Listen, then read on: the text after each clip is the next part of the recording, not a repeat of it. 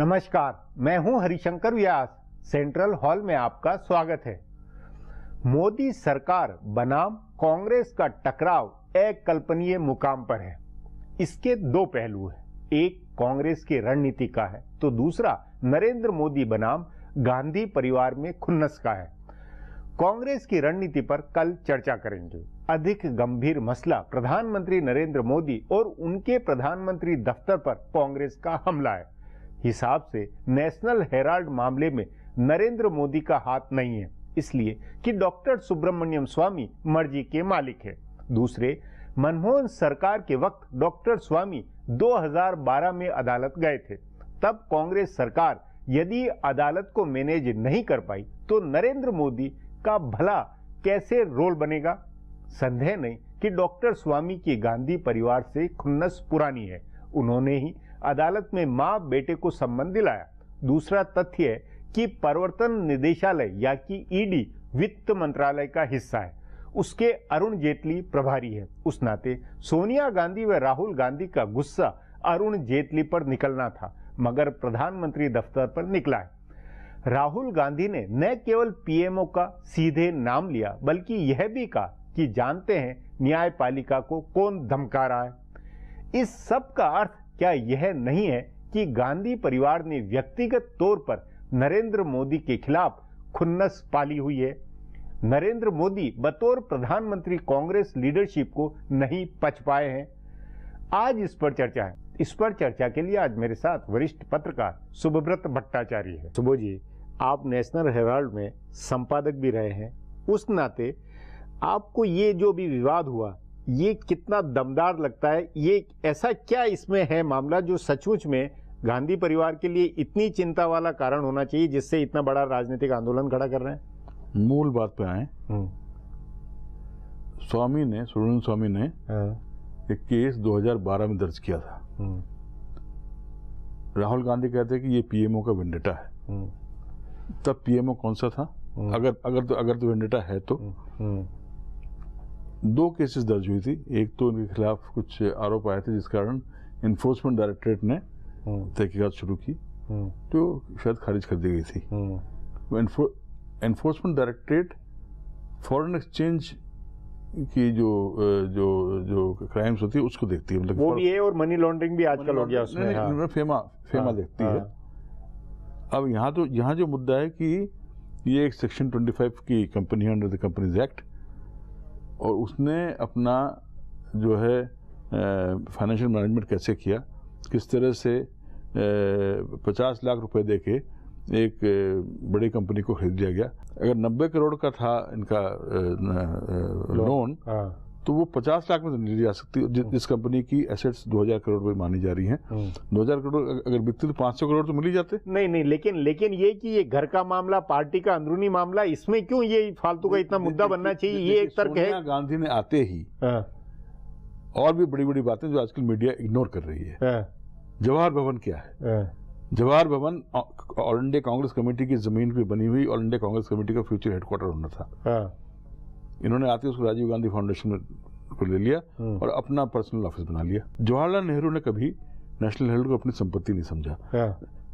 जब वो prime minister बने, बस प्राइम मिनिस्टर की ओथ लेने से पहले 1946 में उन्होंने और सरदार पटेल ने दोनों ने नेशनल हेराल्ड के बोर्ड से इस्तीफा दिया था। ठीक है। इंदिरा गांधी ने कभी उसको अपनी निजी संपत्ति नहीं समझा। राजीव गांधी जिनके आह्वान पे मैं उसका एडिटर बना था, मैं हिंदुस्तान टाइम्स के पटना का संपादक था, उन्होंने मुझे बुलवा भेजा और कहा कि मुझे एक प्रोफेशनल एडिटर चाहिए, तो आप यहाँ आइए। उन्होंने भी कहा था कि देखिए इसको एक प्रोफेशनल अखबार बनाना है। उनकी मृत्यु के बाद मैंने देखा, मैंने 1 साल तक मैं था वहां पर, मैंने देखा धीरे धीरे जमीन खिसक रही है। और इन लोगों ने जो है इनको तो आइडिया ही नहीं कि नेशनल हेराल्ड है क्या। नहीं, आप उस पे पूरे इतिहास में न जाए। बुनियादी मुद्दा ये कि क्या इसमें जो तकनीकी बात आपने कही है वो क्या इस तरह की जिसके ऊपर राजनीति की जाए, ये अदालत के अंदर ही मामला नहीं निपटना था क्या?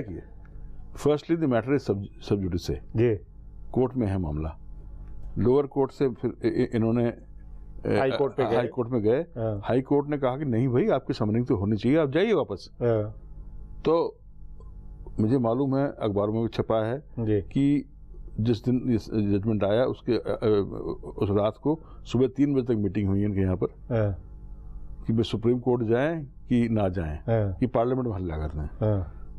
तो जिस तरह से इन्होंने कहा कि वो सुप्रीम कोर्ट नहीं जाएंगे, अगर तो इतने बड़ा मुद्दा था तो सुप्रीम कोर्ट में जाकर चैलेंज कर देते। तो शायद उनको डर था कि हाई कोर्ट ने जिस तरह से इसको लोअर कोर्ट में वापस भेजते वक्त कुछ टिप्पणियां की हैं जो कि जिसमें अब ये सब जुडिस है, मैं कंटेम्प्ट ऑफ कोर्ट नहीं करना चाहता हूँ, बट द फैक्ट है उसमें लगता है कि नीडल ऑफ सस्पिशन नहीं तो शक की सुई किस तरह जा रही है उससे थोड़ा सा एक अंदाजा मिलता है। उसी में राहुल गांधी ने ये भी कहा कि अदालत को कौन धमकाता है या कौन कर रहा है ये भी हमें मालूम है। ये जो बातें हुई है इसका मतलब है कि फिर हम अगर वो सोचते हैं कि सरकार अदालत को धमका सकती है तो फर्स्टली तो एक contempt of judiciary and contempt of court है, इसके ऊपर किसी एक को PIL करके सुप्रीम कोर्ट जाना चाहिए। आपके अनुसार ये कुछ ऐसा मामला है जिसके कारण व्यक्तिगत आंच आने के कारण प्रधानमंत्री के ऊपर सीधा व्यक्तिगत हमला हुआ है? देखिए, प्रधानमंत्री ने जागरण वाले प्रोग्राम में एक अच्छी बात कही है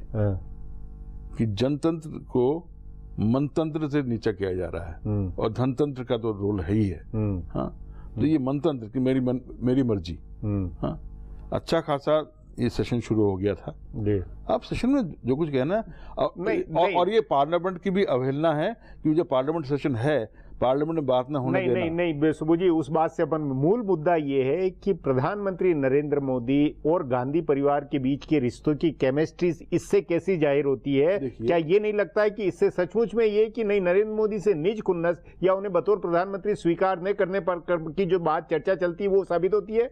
देखिए, ऐसा है किसी भी पॉलिटिशियन का चाहे वो कांग्रेस पार्टी के अंदर ही क्यों ना हो, मैं नहीं समझ सकता हूँ कि कांग्रेस पार्टी के अंदरूनी राजनीति में भी सोनिया गांधी और राहुल गांधी कोई पर्सनल रिलेशनशिप हो सकता है। उनका रिलेशनशिप प्रेसिडेंट और वाइस प्रेसिडेंट का हो सकता है और अपोजिशन पार्टी का रिलेशनशिप प्राइम मिनिस्टर के साथ वही होना चाहिए। अपोजिशन का जो सत्ता पक्ष और विपक्ष का होता है नोक झोंक होगी, नहीं लेकिन ये और उस लड़ाई के माध्यम से अगले चुनाव में प्रचार होगा। हाँ, तो ये लेकिन क्या ये अभी की इस विवाद में कुछ जरा उससे अलग हटके राजनीति नहीं होती हुई लगती? कांग्रेस आजकल राजनीति नहीं कर रही है। कांग्रेस है क्या? MP की लिस्ट उठा के देख लीजिए, ये इसका बेटा, वो उसकी बेटी, और या वो उठा लाया तो बहुत बड़ी बेटी, बेटा बेटी पेटी की पार्टी।